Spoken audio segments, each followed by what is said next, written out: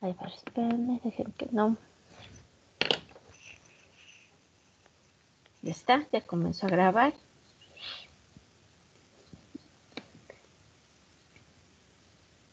Compartir pantalla.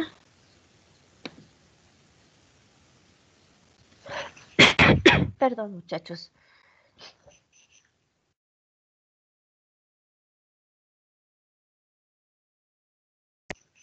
Todas las clases aquí.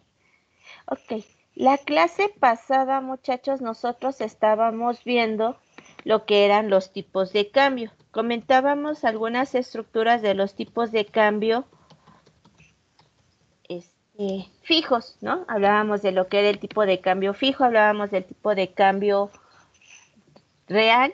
Hoy vamos a ver lo que es el tipo de cambio flexible. Entonces, nada más es para recordar, en este caso no hay, ustedes ya más se sabe la clasificación de los tipos de cambio y cómo operan. Sabemos que cuando tenemos tipo de cambio flexible, muchachos, ¿interviene o no interviene el Banco Central? Ahorita hago más grande la letra, perdón. No. Sí y no. No. No debería, pero tenemos un pequeño gran problema, muchachos. Recuerden que el Banco Central, cuando hablamos de libre flotación o flotación flexible, el Banco Central, bien lo dice su compañera, no debería intervenir. El problema es que sí lo hace. Ajá. En ese momento, muchachos, ¿cómo se conoce a ese tipo de flotación?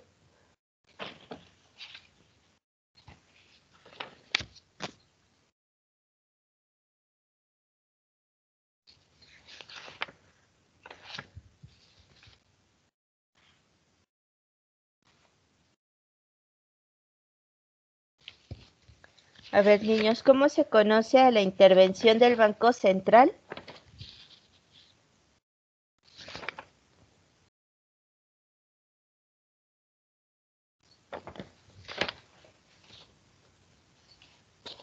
¿Se han escuchado hablar de esos términos o no? No pasa nada.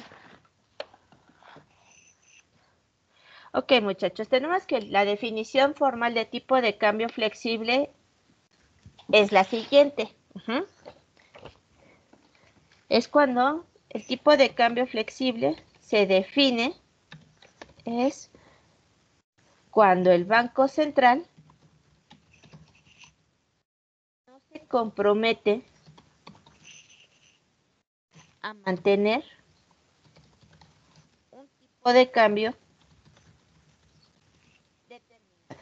Ajá, esa es la definición de tipo de cambio flexible.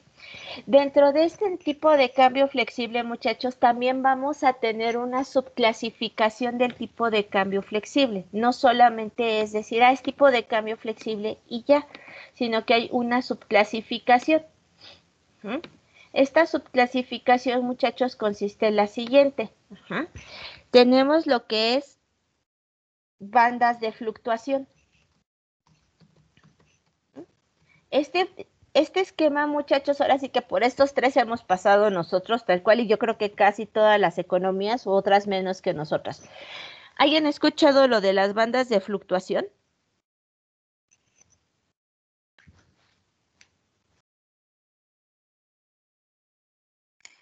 Es lo mismo que ya habíamos hablado, ¿no? Se ponen igual pisos y techos. Sí, ya.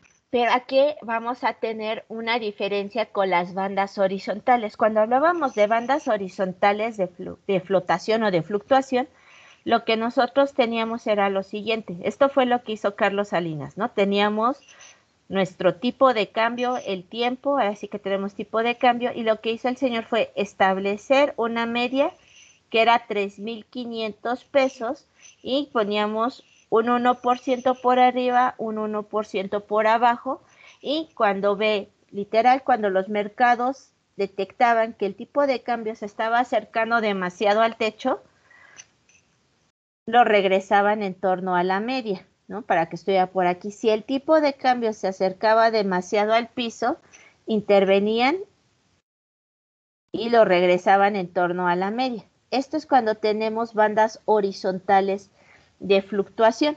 Cuando tenemos bandas de fluctuación, Aquí esto cambia completamente. Igual tenemos nuestro tipo de cambio. Tenemos nuestro tipo de cambio, tenemos el tiempo. Y lo que vamos a tener, perdón muchachos, una disculpa, no, un poco con tos.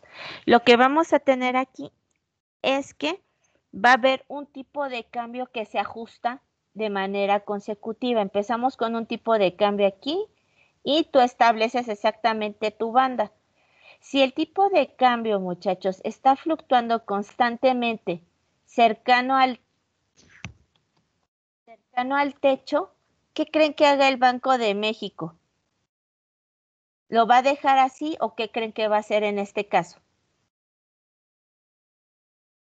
No me estoy acercando para nada a la media. Se supone que tengo un margen de flotación, pero mi tipo de cambio está más cercano al techo que a la media. ¿Qué creen que haga el Banco de México?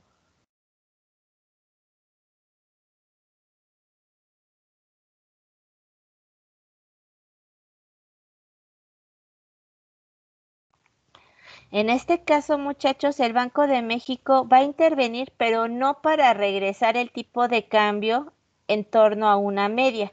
Si el Banco de México percibe que las fluctuaciones del tipo de cambio son constantes y que se está acercando más al techo que a la media o al piso, lo que va a hacer es modificar el tipo de cambio de flotación y lo que va a hacer con la banda, muchachos, es abrirla. Vamos a, bueno, ok, no está fluctuando más hacia arriba, entonces vamos a abrir el ancho de la banda y vamos a modificarla, ¿no? Entonces ahora mi banda va a ser algo así, ¿no? Ok, y volvemos otra vez con el tipo de cambio. Y si el tipo de cambio es muy inestable, muchachos, se vuelve a hacer otra vez lo mismo con el ajuste de la banda de fluctuación. El problema de la economía mexicana fue este, muchachos, que la banda de fluctuación que se estableció durante el gobierno de Ernesto Zedillo los primeros meses, fue que la banda se iba abriendo, se iba abriendo, se iba abriendo, hasta que de plan dijeron, ¿sabes qué? O sea, la banda acabó siendo como Pac-Man cuando se muere, o sea, acabó siendo un círculo completamente. ¿Por qué? Porque no había piso y techo, había demasiada flotación, muchachos, a su vez de que México no tenía ya reservas internacionales para estar subastando en los mercados internacionales, valga la redundancia, y se dejó la libre determinación del tipo de cambio. Si ustedes revisan los anuarios del Banco de México, muchachos, a partir del 1 de enero de 1995, el tipo de cambio, se viene la famosa devaluación del 94-95, el error de diciembre, y a partir del 1 de enero de 1995, muchachos, México tiene un esquema de libre flotación, es decir, se determina con base en la oferta y la demanda del tipo de cambio. Entonces, cuando tenemos bandas de fluctuación, muchachos, lo que vamos a tener es que se establece, se establece un tipo de cambio de media móvil.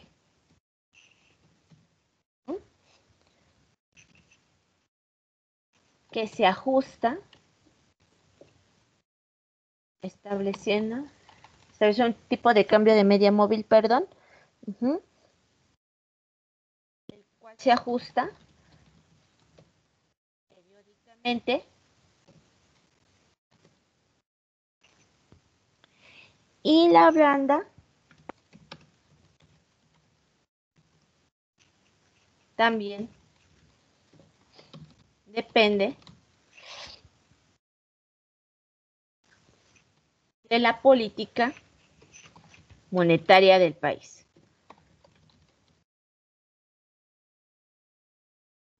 Generalmente, muchachos, cuando se establece la banda es, generalmente, la banda es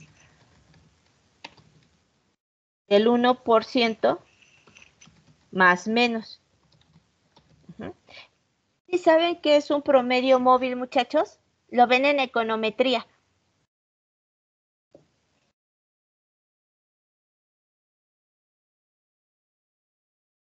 Perdón, ¿un qué, profesora? Una media móvil. Todavía no llegamos a ese concepto. Bueno, al To- menos en mi caso. Ok. Un- Como su nombre lo dice, muchachos, media móvil. Un promedio de media móvil es que se va ajustando esta media. Ajá. O sea, no siempre va a ser la misma. Por eso dice que se ajusta periódicamente y el grado de flexibilidad de nuestro tipo de cambio, muchachos, va a depender del ancho de la banda. Por eso dice que se ajusta. Aquí mi media va a cambiar. Yo tenía, perdón, esto se está moviendo, una disculpa. Aquí yo voy a tener un tipo de cambio y si yo veo lo que les decía, si mi media se está modificando, pues yo voy a modificar el ancho de mi banda. Es más, lo que decían en este caso, muchachos, era que el piso se mantenía, no había ningún problema con el piso del tipo de cambio. El problema era que el tipo de cambio se estaba ajustando siempre hacia el alza, se estaba devaluando en aquel entonces el tipo de cambio y pues lo que tenías que ir abriendo cada vez más era el ancho, ahora sí que el techo de la banda de cambio. A eso se refiere un promedio de media móvil. Esto ustedes lo ven en econometría cuando ven los procesos ARMA, los autorregresivos y los que son los AR y los de media móvil que son los MA. En teoría lo van a ver en econometría, de eso estoy segura. Ajá. No importa del campus que sea, eso lo van a ver. ¿Sí queda claro, muchachos? Ahora, este es un tipo de cambio de bandas de fluctuación. Tenemos otro tipo de cambio, muchachos, que está dentro de la clasificación de tipos de cambio flexible, que es la flotación dirigida sin trayectoria definida.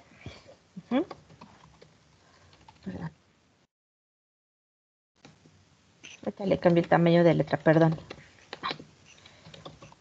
Flotación dirigida sin trayectoria definida. ¿Han escuchado hablar de este, muchachos?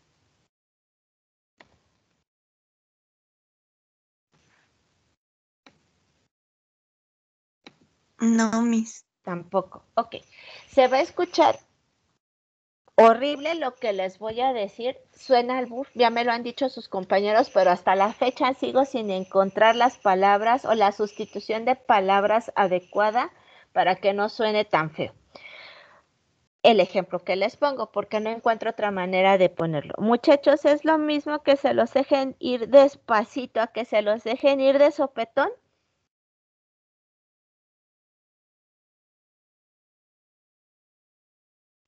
Y me No. refiero al tipo, dice, no, dice, y me refiero al tipo de cambio, porque es lo mismo, muchachos, que nosotros pasáramos, pensemos que hoy es día hábil, que pasáramos hoy de 21 pesos a 35 pesos por dólar, de hoy a mañana.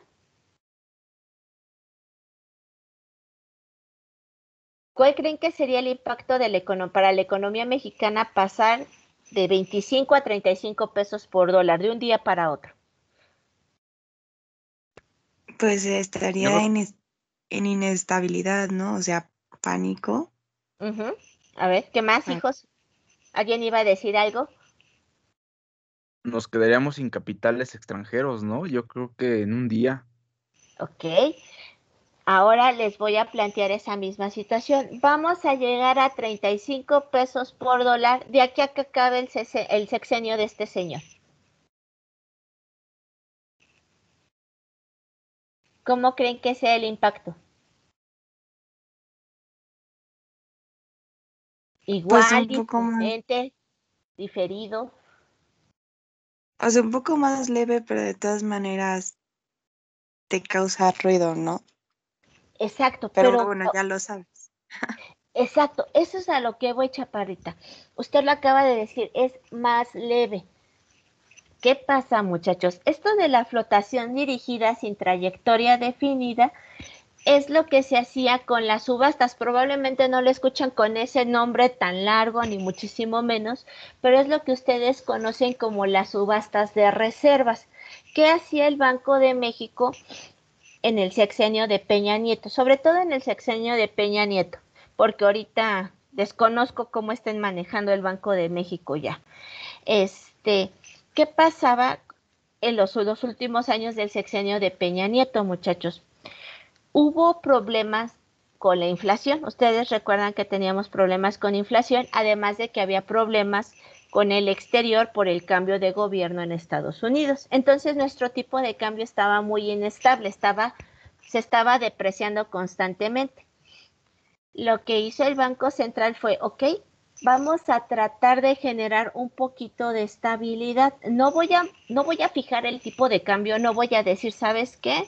El tipo de cambio va a ser de 20 pesos, no va a ser de 18 pesos. Simplemente lo que voy a hacer con la subasta de reservas es tratar de generar un poco de estabilidad para mi moneda y que deje de fluctuar tan agresivamente.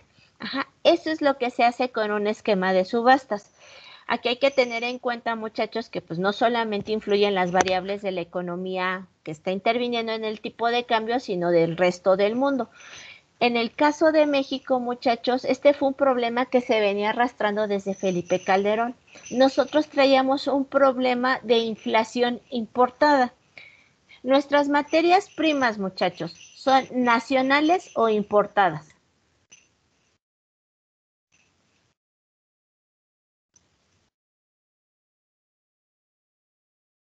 Son importadas, ¿no? Importadas, ¿no? Son importadas. Si el tipo de cambio está depreciado, ¿qué pasa con nuestras exportaciones? ¿Son caras o baratas?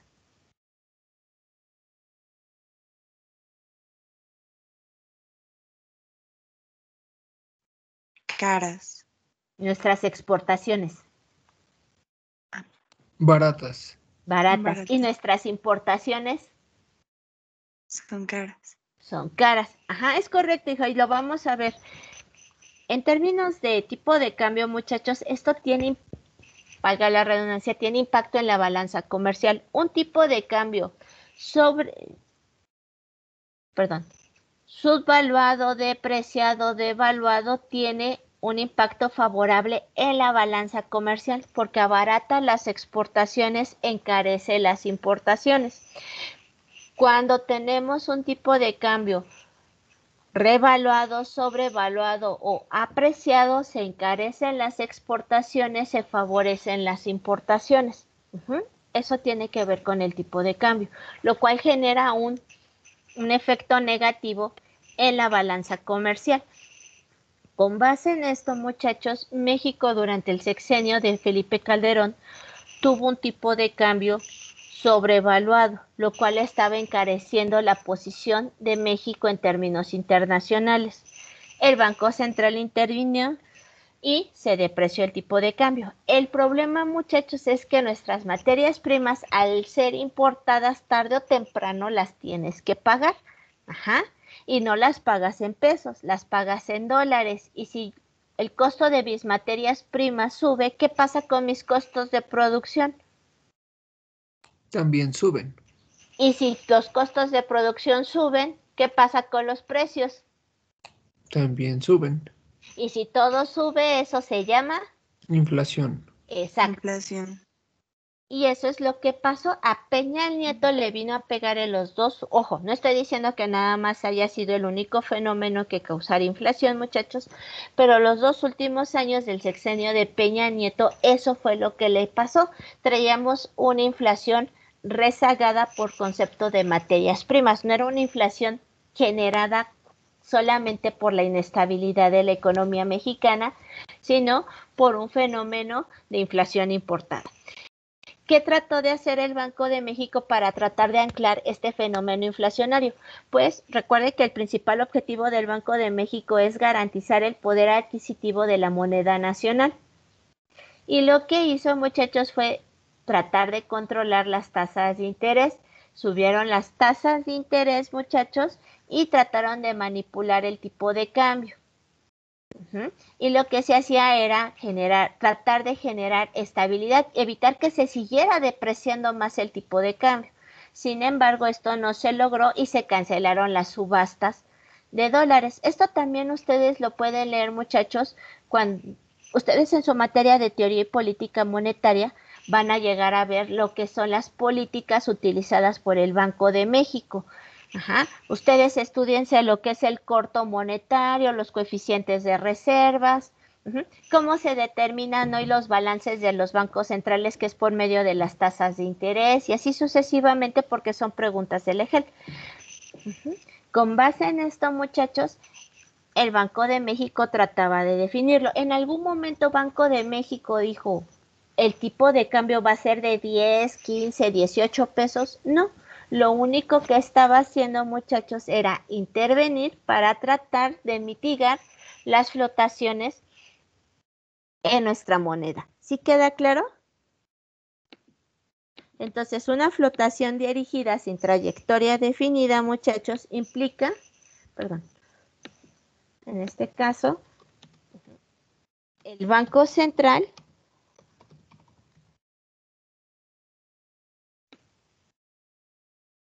influye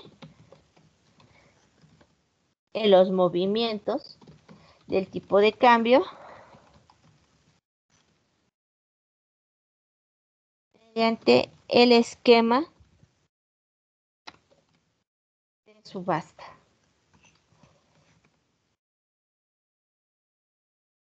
Coma. Sin especificar ni comprometerse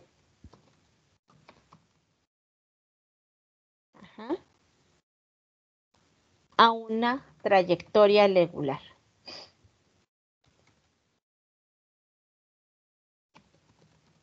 Es decir, que establezcamos un tipo de cambio estable o que vayamos a estar interviniendo para que se mantenga en ese tipo de cambio. ¿Sí queda claro, muchachos? Tanto en este caso, muchachos, como en este caso, ¿está interviniendo el Banco Central en el tipo de cambio, muchachos? ¿Sí o no?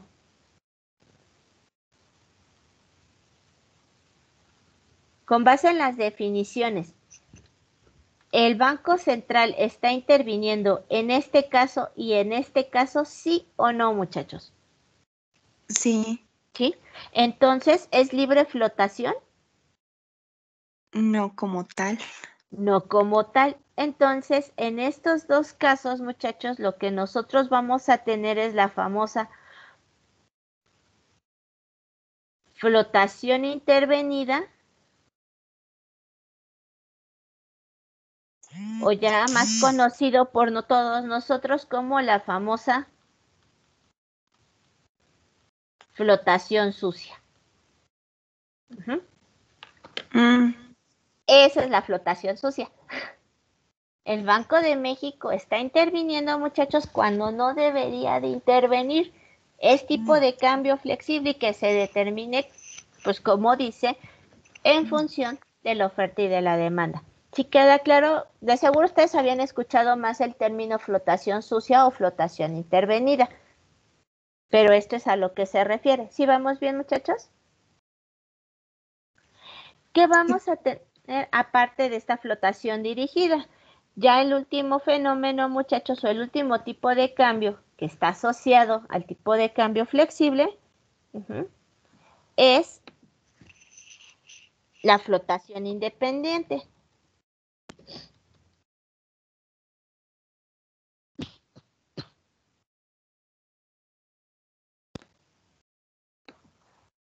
En este caso, muchachos, el tipo de cambio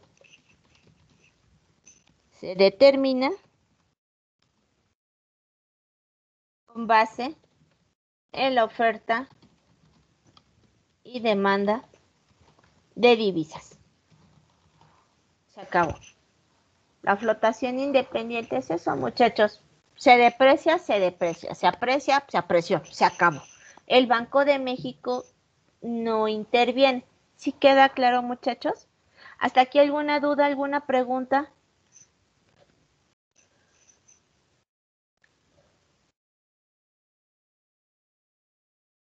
No, Miss. No, ninguna. ¿Ninguna? Niños, ¿sí están o están dormidos? Estoy sospechando que están más dormidos que nada. O ya están muertos del aburrimiento. Ya les dije, ya se libran de mí esta semana. Ok, porque es importante analizar el tipo de cambio, muchachos. Por lo que les decía, el tipo de cambio va a tener impacto en lo que se conoce la ley de un solo precio, en el arbitraje de tasas de interés, muchachos, y tiene impacto en la balanza comercial. Aquí sí me enfoco más en mis niños de finanzas. Ustedes ya han trabajado con lo que es la ley de un solo precio. ¿Saben en qué consiste, muchachos?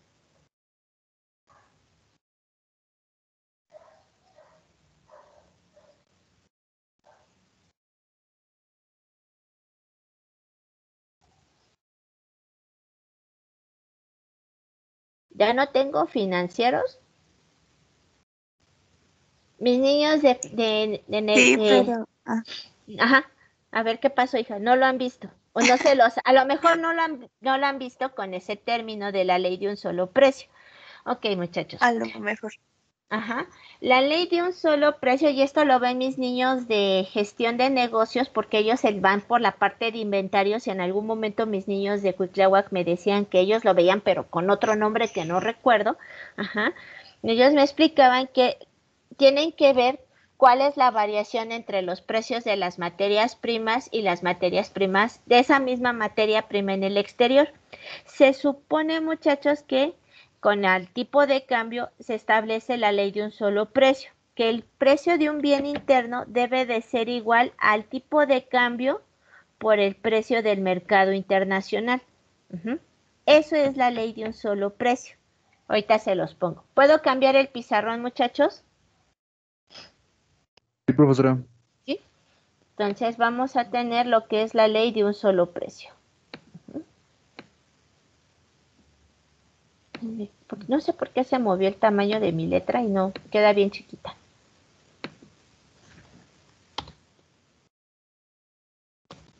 Ley de un solo precio.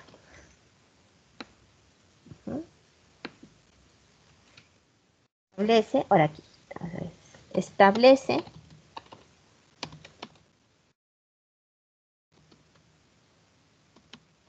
que el precio de un bien interno, debe ser igual al tipo de cambio por el precio de ese bien en el mercado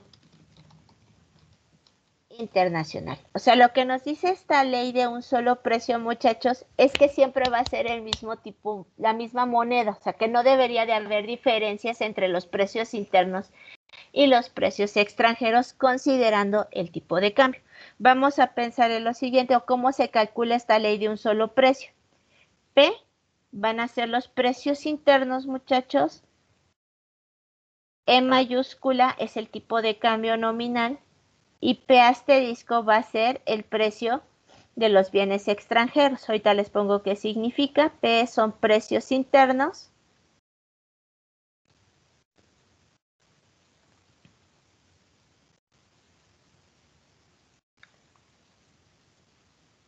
P asterisco son precios externos.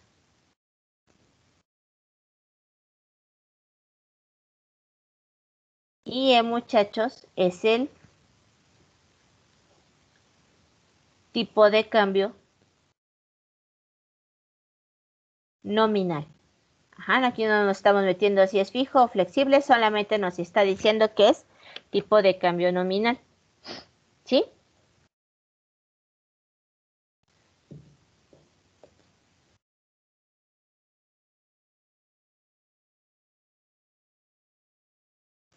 ¿Qué vamos a tener aquí? Voy a ponerles el siguiente ejemplo.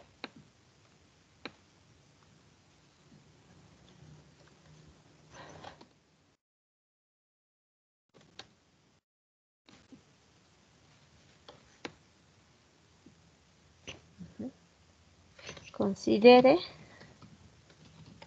que en Estados Unidos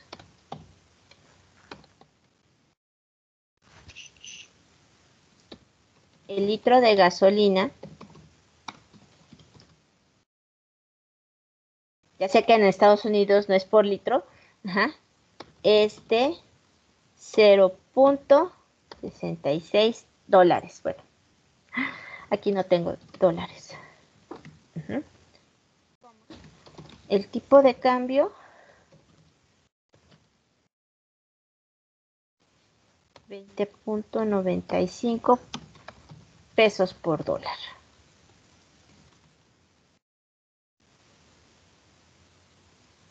Uh-huh. Determine el precio de la gasolina en pesos.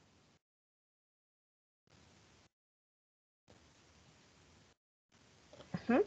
Entonces, aquí, ¿qué tendríamos con la ley de un solo precio, muchachos? Considerando nuestro tipo de 20.95 centavos pesos por dólar y considerando que en Estados Unidos el precio de la gasolina es de 66 centavos, ¿qué tendríamos nosotros? Que 0.66 dólares lo multiplicamos por nuestros 20.95 pesos por dólar. Dólares con dólares se vuelven la unidad. Y esto nos va a dar un total de ¿cuánto? A ver, 0.66 por 20.95, ¿cuánto les da, muchachos? Les va a dar un precio de 13 pesos con 82 centavos. En eso debería de estar la gasolina en México, muchachos. ¿Qué pasa, muchachos, si la gasolina en México, ahora sí que serían pesos por litro? ¿Qué pasaría, muchachos, si la gasolina en México sigue subiendo de precio?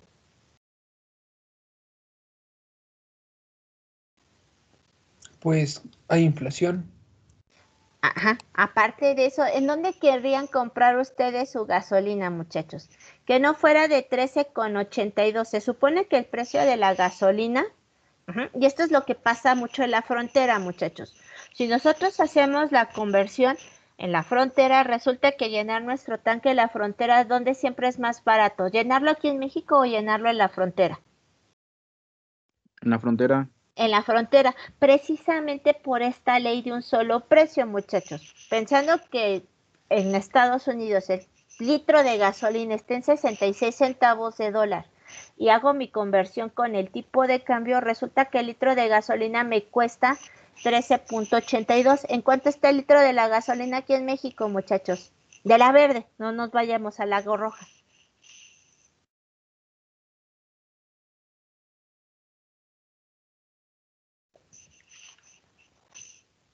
Creo que está en 21 o 20. 21, 22, algo así. A ver, vamos a ver Ajá. rápido. Wikipedia debe de saber. Y si no, lo inventa, que generalmente es lo que hace. Ahorita está. Nada más que la maestra aprenda a manejar el teléfono, claro está. Precio de las gasolinas.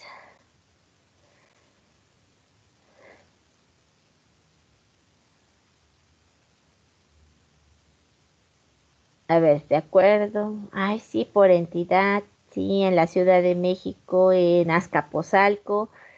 No, no soy un robot. En mi pueblo, la gasolina está en la que nos quede más cerca de Unitec. 21.88. En otra está en 20,29, 22,40. Qué bueno que ya no salgo a ni. Ya ven, el lado bueno de la pandemia, no le tengo que echar gasolina al carro. Entonces, si en México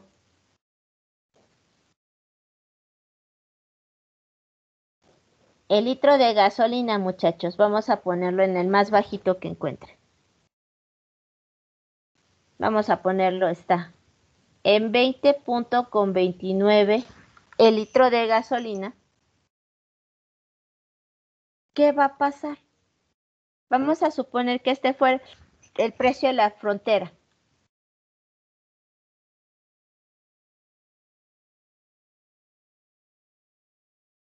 El litro de gasolina está en 20,29. Si yo cargo en la frontera me va a salir en 13,82. ¿Qué vamos a hacer?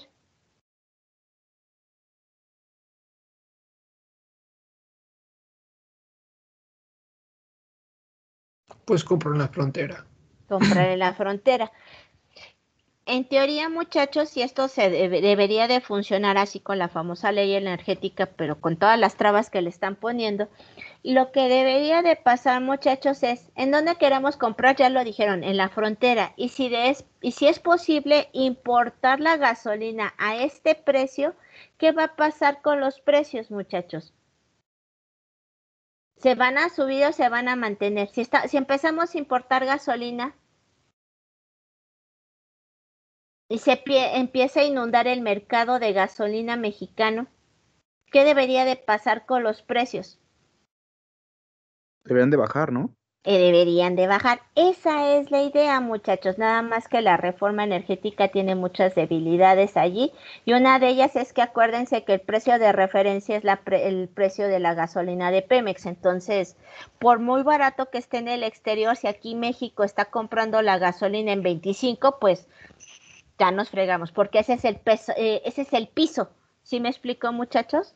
En este caso, ¿qué pasaría?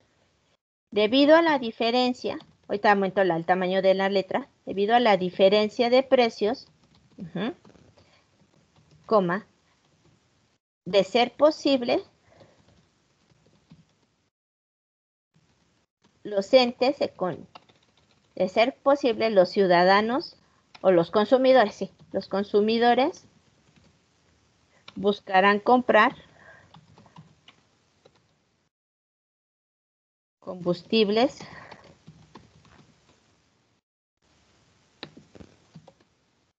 en la frontera. Y de ser posible, importar combustibles a ese precio. De manera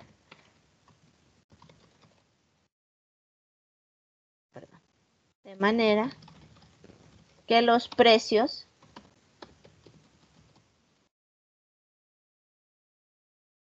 se regulan. Esa sería la idea, muchachos. Como empezamos a importar gasolina, se empieza a inundar el mercado, deberían de bajar los precios. ¿Hasta qué punto, muchachos? Hasta el punto en que el precio de la gasolina en Estados Unidos es igual al precio de la gasolina en México con todo y la conversión. O sea, que no estuviera en 20,29, sino que estuviera en 13,82. Esa es la ley de un solo precio. Y esto se da, muchachos. Esto es lo que ustedes conocen como arbitraje de precios. Ese sí lo han escuchado. Sí, profesora. A ver, ¿en qué consiste el arbitraje de precios?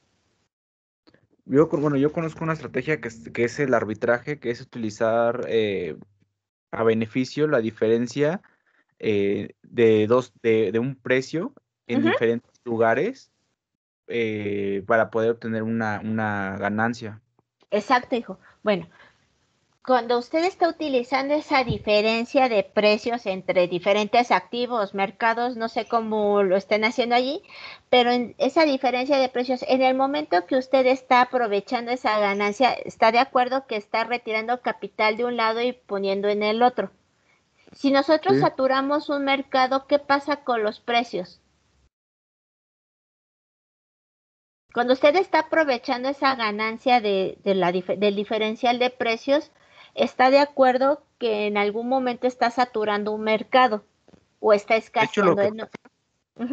que es que por lo general cuando ocurren ese tipo de estrategias de arbitrajes en los mercados, las olas de inversionistas por lo general también se meten en ese tipo de arbitrajes. Entonces, no duran mucho ese tipo de diferencia de precios y bajan o suben dependiendo de cuál sea la estrategia, pero por lo general se vuelven a nivelar los precios. Es eso, hijo. A eso era lo que iba. Gracias. Esa es la explicación del arbitraje de precios. como estamos aprovechando el diferencial, muchachos, y usted ya me lo acaba de explicar, vamos y nos vamos al mercado. Como estamos inundando ese mercado, lo saturamos. Entonces, lo que hacemos es encarecer el producto y empieza a subir de precio. Y en el mercado donde estaba el precio bajo, comienza a subir de manera que el diferencial acaba desapareciendo y se acaban nivelando los mercados. Si queda claro, eso es lo que pasa con la ley de un solo precio. Y esto acaba repercutiendo también, muchachos, en las tasas de interés. ¿Sí? ¿Puedo subir un poquito el pizarrón? ¿Sí está quedando claro esto o no muy bien?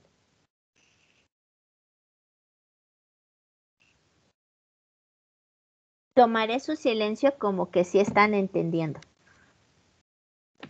Ya les dije, les va a caer la maldición y van a ser maestros en línea y van a aparecer como yo, que están en sesión espiritista. ¿Me escuchan? ¿Están allí?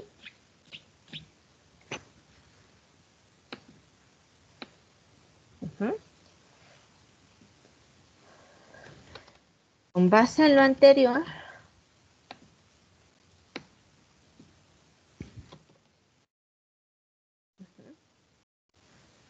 se da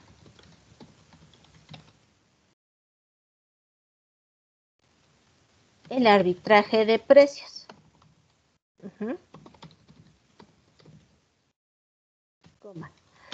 La cual implica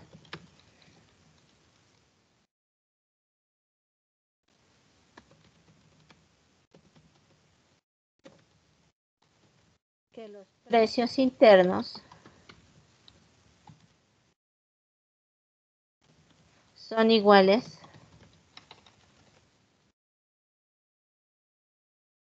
a los precios externos. Esta es la ley del arbitraje de precios. En el caso de las tasas de interés, muchachos, se supone que en el sector financiero no existen barreras y esto acaba de igualando las tasas de interés internacionales. En el caso de las tasas de interés, en caso de no existir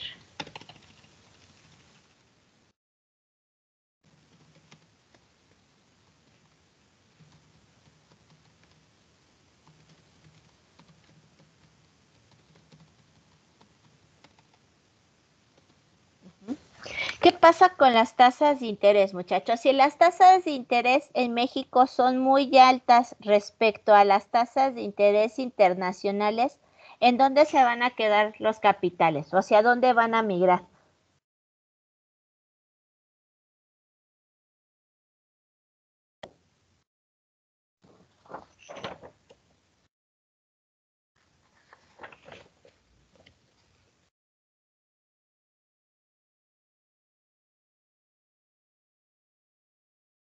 Hacia los países donde sean más baratas.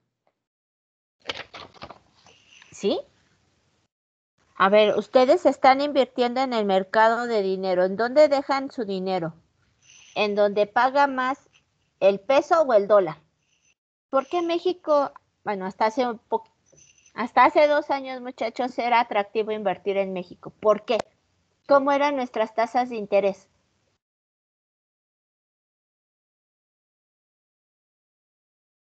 Altas.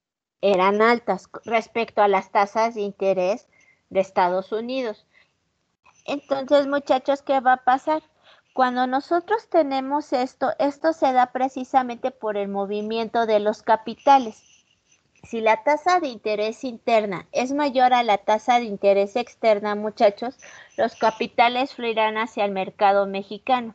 Y esto, si la gente quiere tener pesos y no dólares, ¿qué pasa con el peso mexicano? ¿Se aprecia o se deprecia? Se deprecia. Cuando la gente quiere tener dólares, digo pesos, Se aprecia. Se aprecia. se aprecia el tipo de cambio.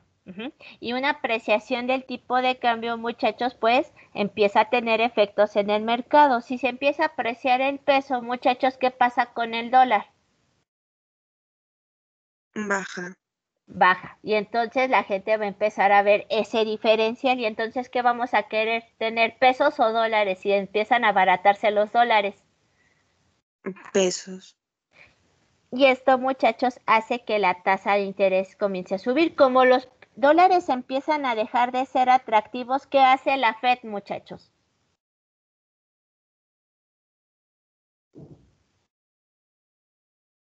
Si yo soy Estados Unidos y empiezo a ver que el dinero se está yendo de mi país,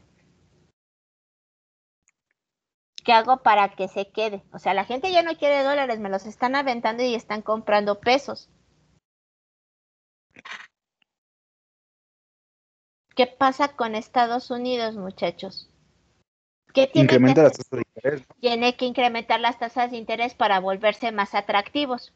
De manera, muchachos, que este movimiento de tasas de interés acaba regulando esas tasas, valga la redundancia. Esto es el arbitraje de tasas de interés, muchachos.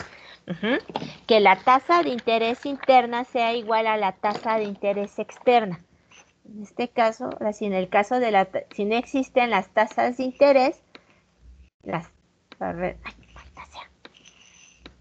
se traba el pizarrón, perdón.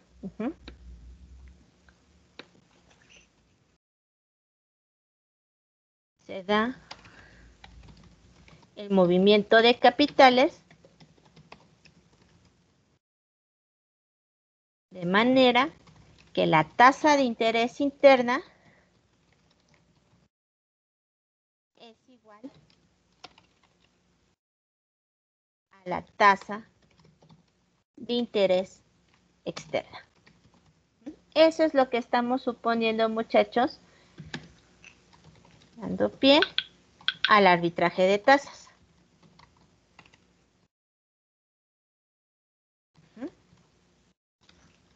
A la perfecta movilidad de capitales. Esta es la idea, muchachos. Cuando no se da el arbitraje de tasas y los capitales fluyen libremente, se regulan las tasas de interés, de manera que la tasa de interés interna es igual a la tasa de interés externa. Si nuestro tipo de cambio se deprecia, muchachos, pues ahora sí que nosotros dejamos de querer pesos mexicanos, queremos dólares. Entonces, como se está depreciando nuestra moneda, buscamos evitar esa depreciación. ¿Qué hacemos? Intervenir en el mercado subiendo las tasas de interés. ¿Para qué? Para por lo menos mantenernos a la par. ¿Sí queda claro?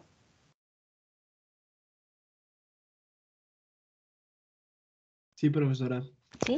¿Y esto cómo lo vamos a representar? Es importante tenerlo en cuenta porque nosotros vamos a representar este arbitraje de tasas, muchachos, por medio de una línea horizontal. Lo que vamos a tener es lo siguiente. Vamos a tener las tasas de interés y vamos a tener la producción, porque vamos a trabajar con el modelo ISLM.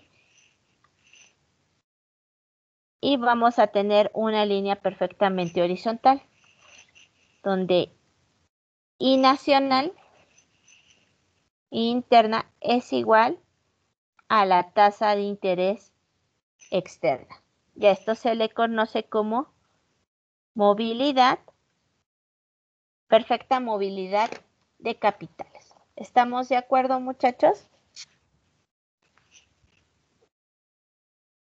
MC es movilidad de capitales.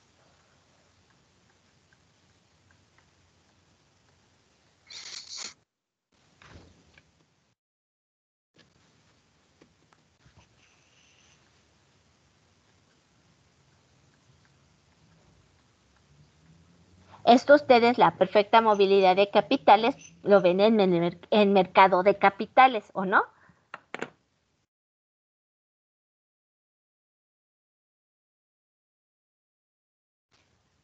Y es aquí precisamente, muchachos, donde como financieros ustedes se aprovechan precisamente de esa movilidad. ¿Qué tienen que hacer ustedes precisamente con los famosos modelos? tienen que ver hacia dónde se están moviendo los capitales y saber aprovechar ese diferencial, muchachos, en qué momento se da para obtener la mayor ganancia posible en un momento en específico.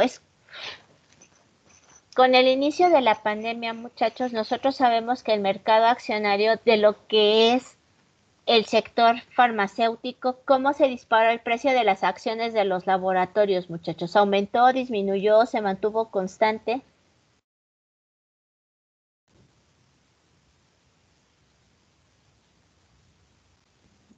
Aumentó mis. Aumentó. Y todos los inversionistas pues sabían que había que apostarle al sector farmacéutico porque iba a generar grandes ganancias.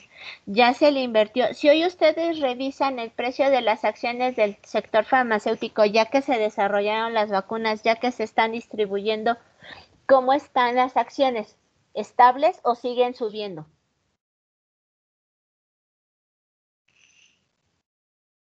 De hecho, ahorita están como estables, profesora, con una...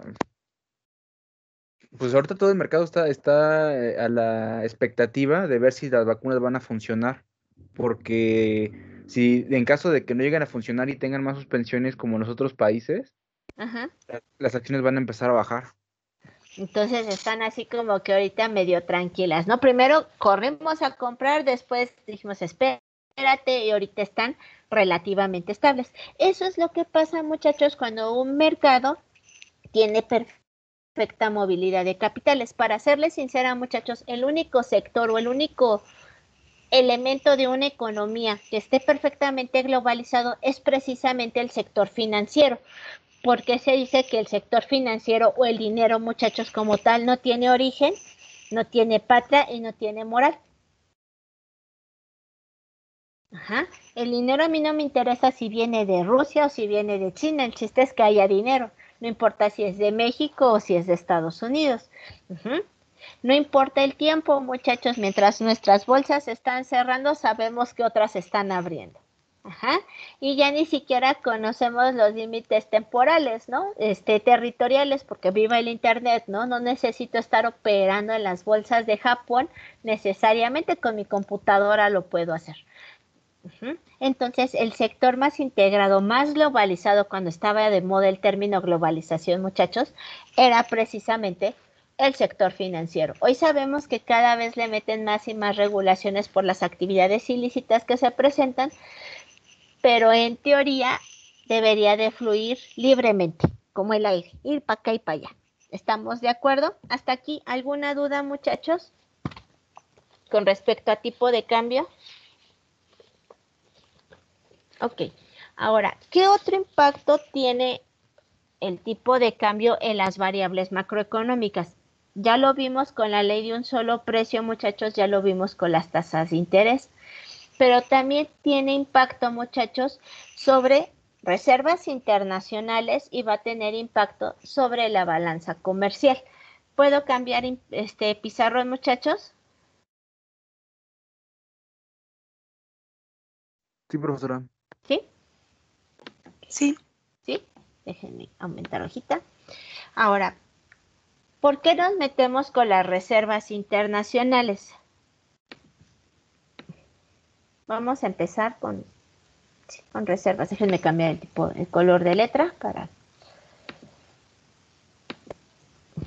el tipo de cambio.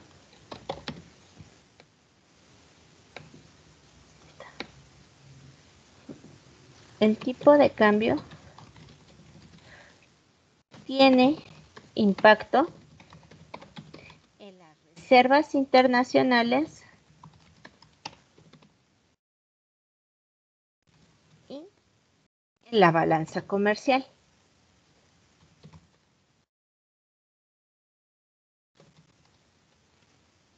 Punto y aparte. En el caso de las reservas,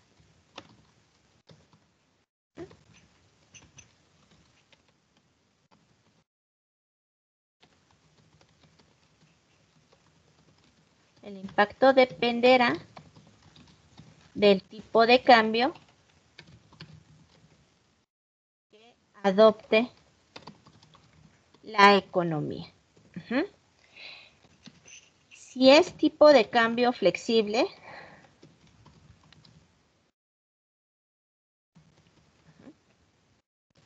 las reservas internacionales no deben modificarse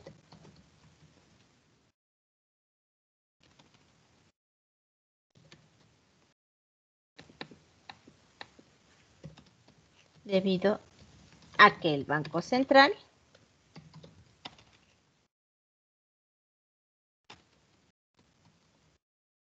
no debe intervenir, o ese es en teoría, ¿no, muchachos? Cuando tenemos tipo de cambio flexible, el Banco Central debería de intervenir en el mercado cambiario con base en las definiciones que vimos.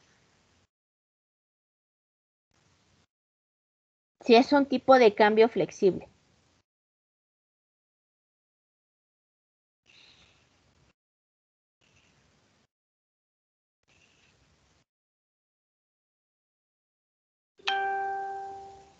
Niños. ¿Cómo? Si es tipo de cambio flexible, ¿el Banco Central debe intervenir? Con base en las definiciones que vimos. No debe. Bueno, ya vimos que... Uh-huh. Que sí lo hace, pero no debería, ¿no? Ajá. Cuando tenemos tipo de cambio fijo, muchachos. Ahí sí interviene y sí deberían. Exacto. En el caso de tipo de cambio fijo, las reservas internacionales juegan un papel importante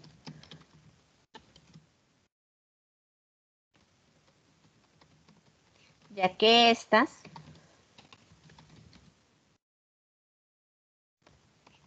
soportan el tipo de cambio. ¿Cómo van a variar, muchachos? En caso, ahora sí que, si hay presiones sobre el tipo de cambio hacia la alza, ¿qué significa que el tipo de cambio está hacia la alza, muchachos? Esa ya es terminología que ustedes manejan.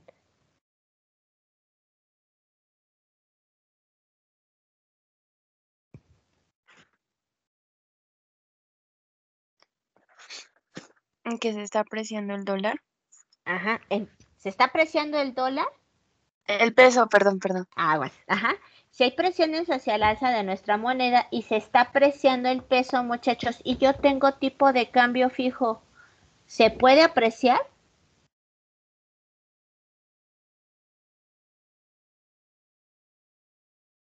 Sé que suena trabalenguas. Yo tengo tipo de cambio fijo, pero de repente al mundo se le ocurre que quiere tener pesos. México ya estableció un tipo de cambio fijo, pero la gente está empezando a demandar pesos. Empieza a haber presiones sobre el tipo de cambio hacia la alza. ¿Qué tiene que hacer el Banco de México? ¿Puede dejar que se aprecie el tipo de cambio, muchachos? Tendría que cambiar a flexible, ¿no, profesora? Pero ¿por qué si mi política está estableciendo que es tipo de cambio fijo? ¿Puedo cambiar de tipo de cambio fijo a flexible de la noche a la mañana, muchachos? Bueno, sí se puede, pero... Sí se puede, pero no es lo recomendable. Pero también depende del tipo de cambio fijo que se tenga, ¿no? Porque si se está apreciando, pero por ejemplo está en bandas horizontales Estoy y tocando si el techo.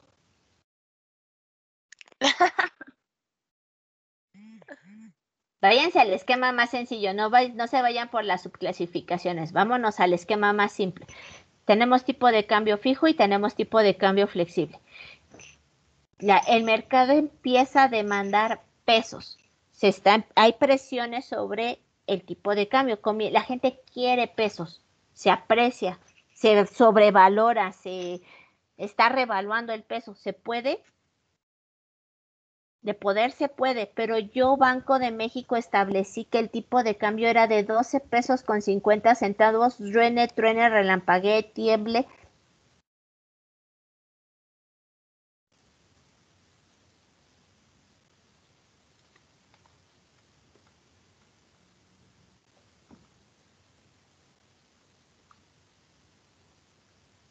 ¿Qué creen que haga el Banco de México, muchachos?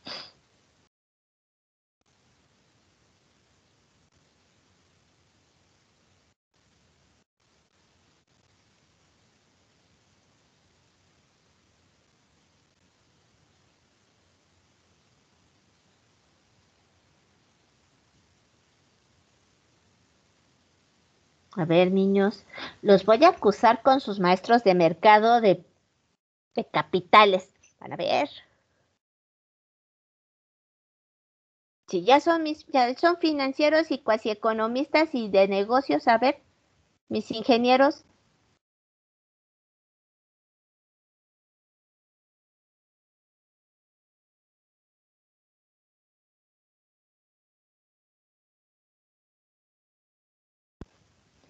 Muchachos, nada más es de pensarle tanto. A ver, hay presiones sobre el tipo de cambio. Tengo tipo de cambio fijo.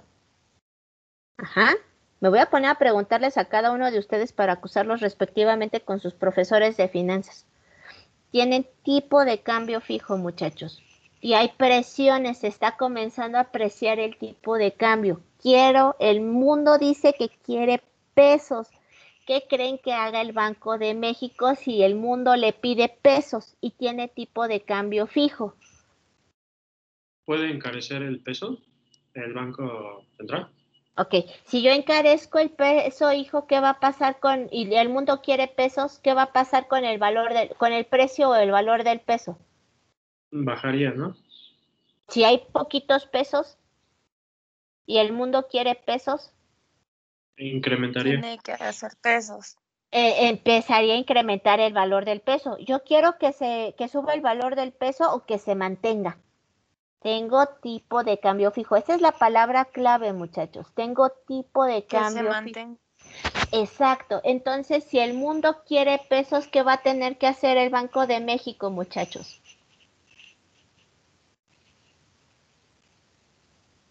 Aumentar la oferta monetaria. Exacto, hijo.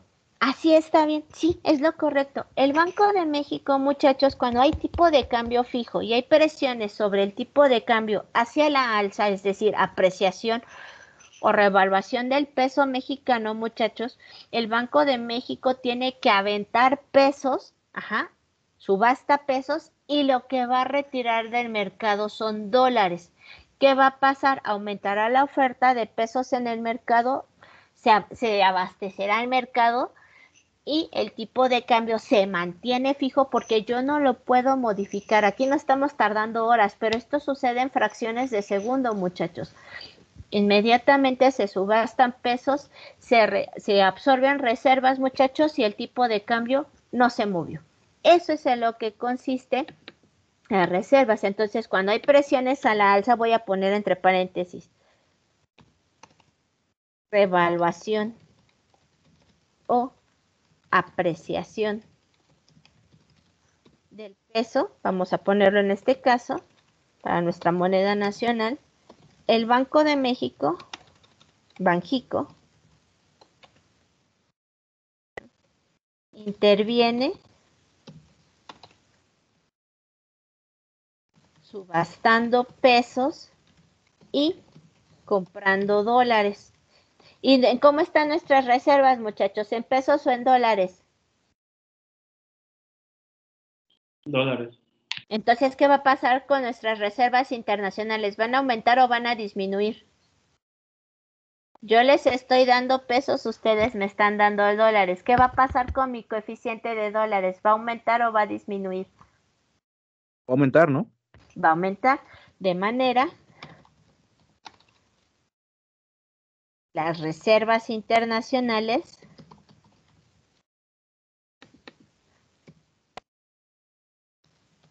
aumentan. Ajá. Eso es lo que pasa cuando nosotros tenemos tipo de cambio fijo, muchachos. Si la gente quiere pesos y yo no quiero que la gente quiera pesos o que quiera determinada cantidad de pesos, voy a tener que subastar pesos, aumentar la oferta monetaria de pesos y comprar dólares. A la inversa, muchachos, si hay presiones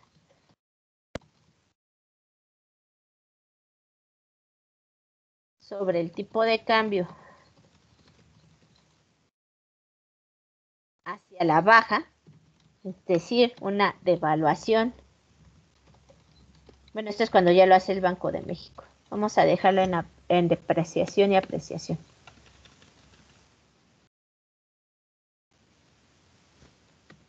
La devaluación será una depreciación del peso. La gente no quiere pesos, quiere dólares, muchachos. ¿Qué creen que va a tener que hacer Banjico? Yo no quiero pesos.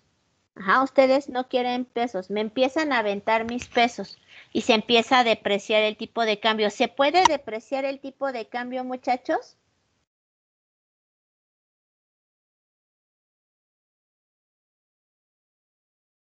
Aquí, ¿qué dice? ¿Cómo es mi tipo de cambio? Es fijo y no creo que se Fijo. pueda, ¿no? No, como es fijo, no se puede depreciar. Ahora sí que aquí los voy a estar creando porque es mucho de análisis de esto. Si mi tipo de cambio es fijo, yo no puedo depreciar el tipo de cambio, muchachos, porque me estaría metiendo en brocas de devaluación y yo no quiero devaluar mi moneda. Ajá. Entonces, ¿qué voy a tener que hacer yo, Banco de México? Me están aventando mis pesos. No quiero tus pesos, quiero dólares. ¿Qué creen que tenga que hacer el Banco de México para mantener el tipo de cambio en donde quiere? En 12 pesos con 50 centavos. Es lo contrario, ¿no? Ahora se disminuye la oferta monetaria. Exacto. En este caso, muchachos, lo que va a hacer el Banco de México, las famosas operaciones de mercado abierto, en este caso, muchachos, lo que va a hacer es subastar dólares. El Banco de México va a agarrar las reservas internacionales, muchachos, las va a subastar. ¿Qué voy a hacer? Al subastar los dólares, yo te doy dólares, tú me das mis pesos. Y encarezco los pesos en la economía. ¿Hasta dónde voy a vetar reservas, muchachos? Hasta que el tipo de cambio vuelva a ser de 12 pesos con 50 centavos, que es el que estoy manejando ahorita, ¿no? Entonces, lo que voy a hacer es que en este caso el Banco de México interviene subastando dólares, que son en la forma en que tenemos nosotros nuestras reservas internacionales, subastando dólares y compra pesos. De manera que las reservas, ¿qué le va a pasar a mis reservas internacionales, muchachos? ¿Aumentaron o disminuyeron? Yo les di mis reservas, ustedes me dieron mis pesos. Disminuyen, ¿no? Creo. Disminuyen. Ese es el impacto, muchachos, que va a tener el tipo de cambio en las reservas internacionales. Por eso, muchachos, cuando una economía decide adoptar un tipo de cambio fijo, está consciente, uno, se debe de establecer un arco temporal y debe de estar consciente, perdón, que estas no pueden ser medidas de largo plazo. En el caso de la economía mexicana, muchachos, cuando duramos 22 años con 12 pesos con 50 centavos, fue resultado primero de una devaluación virtuosa que se dio en 1954, muchachos, porque de ahí viene el inventado milagro mexicano, de una devaluación que se dio en 1954, muchachos, y de la acumulación, de divisas a raíz de la Segunda Guerra Mundial. Recuerden que México jugó un papel importante en la Segunda Guerra Mundial, no porque hayamos mandado tropas ni muchísimo menos, sino porque México fungió como abastecedor de materias primas para Estados Unidos. Recuerden que en Estados Unidos todo lo que se utilizaba de industria textil pues era destinado al armamento. México empezó a producir nylon, fibras sintéticas, muchachos, para abastecer al sector norteamericano. Materias primas procesadas y poco procesadas, muchachos, se empezaron a hacer aquí en México, de manera que México obtuvo un excedente de reservas impresionante por motivo de la Segunda Guerra Mundial. A su vez, muchachos, que se viene la Guerra de Corea. Y también México obtiene una capitalización al fungir como abastecedor de materias primas.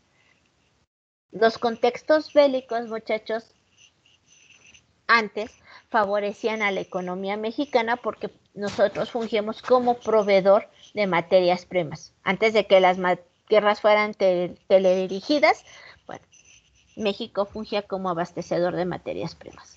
y eso le ayudaba a capitalizarse y eso ayudó a que México tuviera un excedente de reservas internacionales que le permitieron mantener un tipo de cambio fijo en 12 pesos con 50 centavos por 22 años. ¿Sale? ¿Dudas hasta aquí? Ya los voy a dejar de molestar. Ya falta poquito para que acabemos la clase. ¿Puedo cambiar mi pizarrón?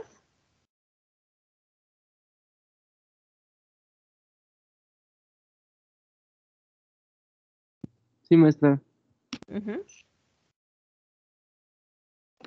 Ahora, el impacto en la balanza comercial. Ya para terminar, muchachos, y ya cuando regresen de vacaciones veamos el ISLM con tipo de cambio fijo, flexible, y vemos el Mundell Fleming y todo, y multiplicadores. Vamos a ver otra vez derivadas para que se fijen, chamacos feos. Entonces vamos a tener lo que es el impacto en la balanza comercial. ¿Qué va a pasar con la balanza comercial, muchachos? Cuando se tiene tipo de cambio fijo,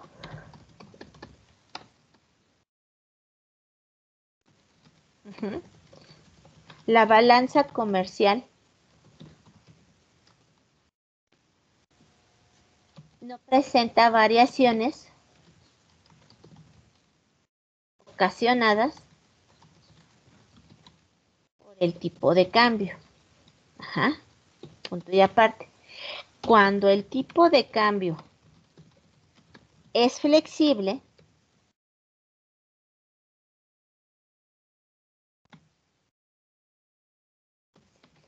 cuando el tipo no presenta variaciones ocasionadas por esta variable, porque aquí ya estamos siendo redundantes, por esta variable.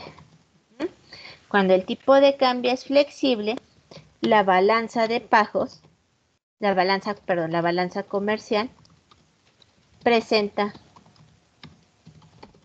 variaciones.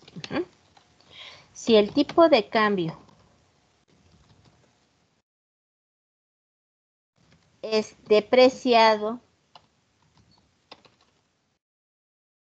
valuado o devaluado, las exportaciones favorecen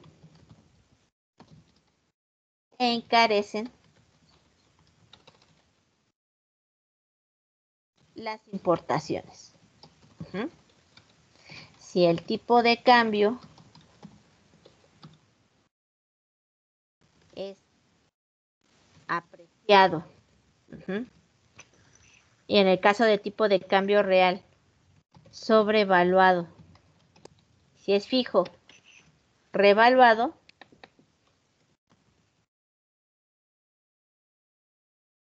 las exportaciones se encarecen y se favorecen las importaciones. En teoría, muchachos, cuando se da esto, se favorece el superávit comercial.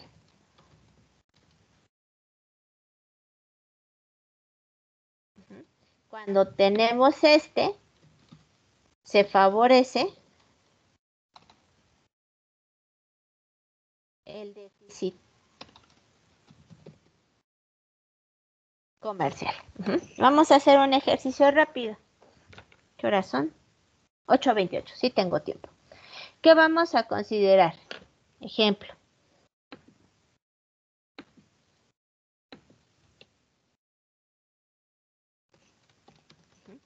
Considere mercancías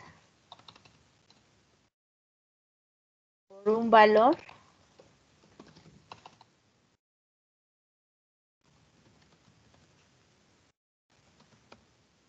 de 5,000 pesos. Vamos a dejarlo en moneda nacional.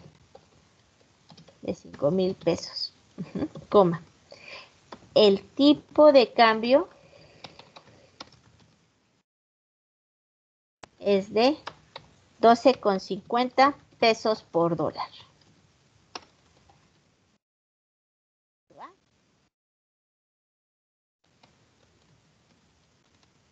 Calcule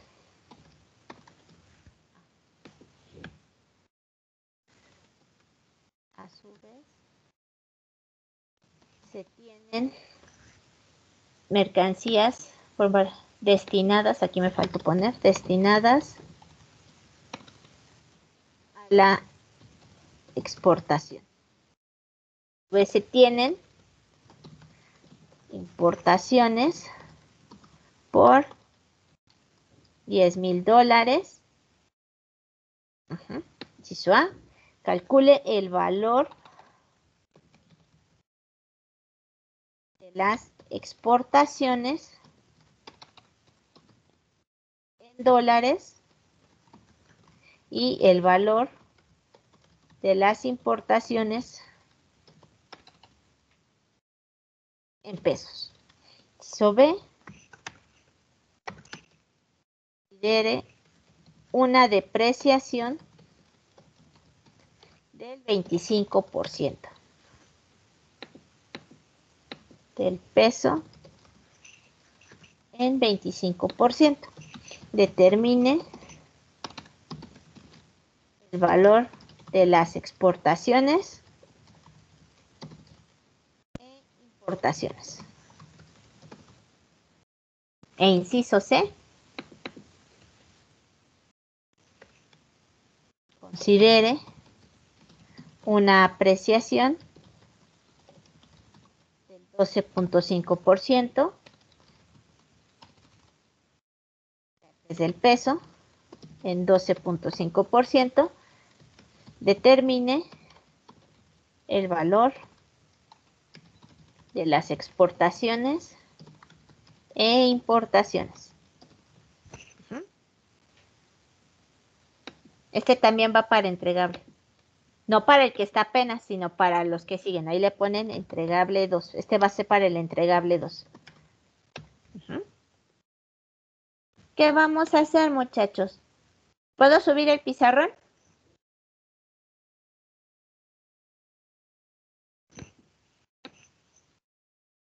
Su silencio me dice que sí. Entonces, ¿qué vamos a tener en este caso, muchachos? Lo que voy a hacer es tomar el valor de mis mercancías y para el inciso A, ¿qué voy a tener que hacer? Voy a calcular el valor de mis exportaciones en dólares. ¿Qué tengo que hacer con mi tipo de cambio? Con mis exportaciones. Las sumo, las multiplico, las divido por el tipo de cambio. ¿Qué hago con ellas?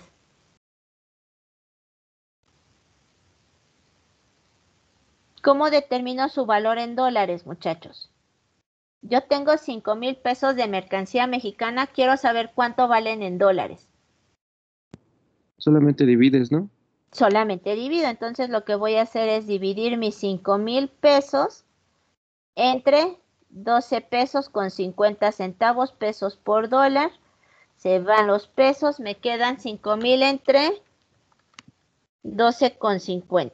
$400. $400, es correcto. Aquí está mi mercancía, muchachos. Me dice que mis 5,000 pesos de mercancía mexicana, si yo las coloco en el mercado internacional, van a valer $400. Yo tengo importaciones, muchachos, por $10,000. ¿Cuántos pesos tengo que juntar para comprar mis importaciones? ¿Están de acuerdo que no se venden en pesos, en dólares en México? Se venden en pesos. ¿Cuánto van a costar esas importaciones, muchachos? ¿Las multiplico o las divido? Aquí sí multiplicas, ¿no? Aquí sí multiplico. Entonces las voy a multiplicar por 12,50. Entonces mis 10,000 por 12,50 nos dan a dar 125,000 pesos, ¿es correcto?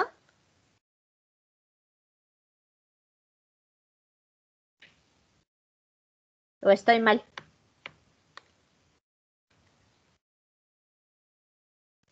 Sí, 125,000 pesos. ¿Sí, muchachos? Eso es lo que me dice mi inciso A. Creo que hasta aquí no hay problema. ¿Qué me está diciendo en el inciso B? Dice, considera una depreciación del peso del 25%.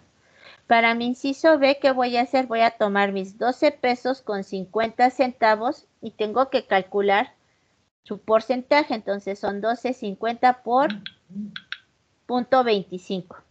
12.50 por .25 me da 3.125. Este 3.125 de variación, muchachos, ¿se lo sumo o se lo resto?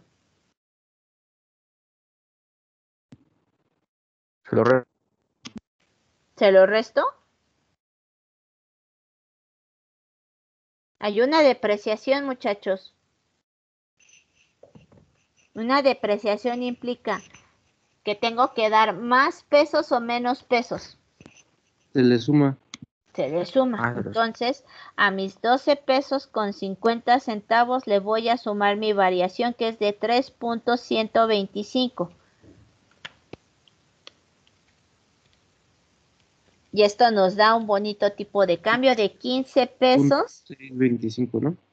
15 pesos con 625 centavos. Pesos por dólar. ¿Qué va a pasar con el valor de mis exportaciones, muchachos? Yo sigo produciendo 5,000 pesos de mercancía. Eso no se está modificando. Voy a tener mis 5,000 entre 15.625. ¿Cuánto nos va a dar?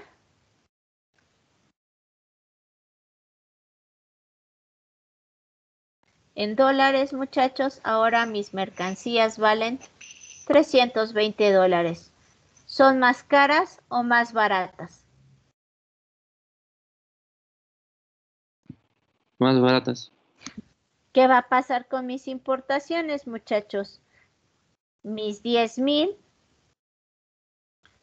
por 15.625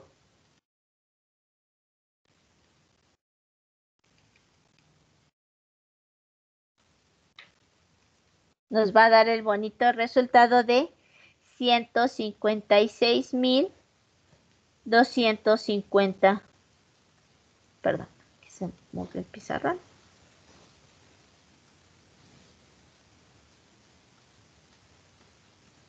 ¿Qué pasó con mis importaciones, muchachos? ¿Se volvieron más caras o más baratas?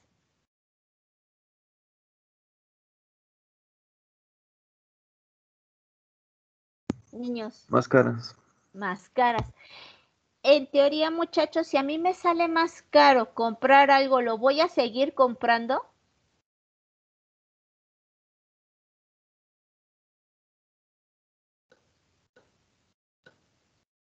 La verdad, no. No, no vamos a seguir comprando. Pero nuestras mercancías se perciben como más baratas. ¿Qué va a hacer el mundo? ¿Nos va a comprar más o nos va a comprar menos? Nos va a comprar más. Y esto, muchachos, en teoría genera un superávit comercial. Yo voy a dejar de comprarle al resto del mundo porque es caro. No es que me cierre el comercio internacional, simplemente que voy a tener que comprarle menos, ¿no? Y el resto del mundo a nosotros nos va a comprar más porque somos baratos. Esa es la idea del tipo de cambio. Vamos a dejarle hasta aquí, muchachos, porque hoy de plano estuvieron más dormidos que despiertos. Yo sé que ya se quieren ir de vacaciones, así que hasta aquí le dejamos el día de hoy. Les paso lista. Déjenme quitar el pizarrón. Y tengo que hacerles unos pequeños anuncios. Déjenme detener la grabación.